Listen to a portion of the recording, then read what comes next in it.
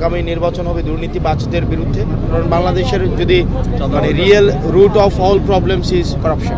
আমরা ফেলে এসেছি আজকে 10 দলীয় ঐক্যবদ্ধ বাংলাদেশের আমাদের যে জোট হয়েছে সেই জোটের প্রার্থী আমাদের বাউফল আসন থেকে মাসুদ ভাই।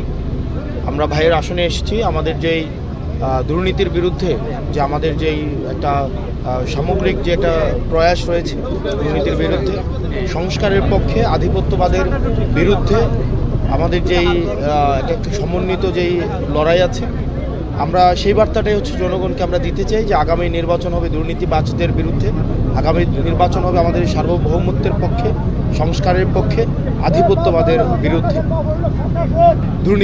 দুর্নীতির প্রতিরোধ, কারণ বাংলাদেশের যদি real root of all problems is corruption. যত আপনি হচ্ছে ধরেন করাপশনটাকে যদি আমরা নির্মূল করতে পারি, চাঁদাবাজি যদি আমরা নির্মূল করতে পারি, তাহলে জনজীবনে হচ্ছে আমাদের অর্থনৈতিক যে জায়গায় সেটাতে গতি সঞ্চার হবে এবং আমাদের প্রত্যেকটা কাজের এখনো পর্যন্ত এই দুর্নীতিটা হচ্ছে প্রধান সমস্যা হিসেবে আবির্ভূত হয়েছে।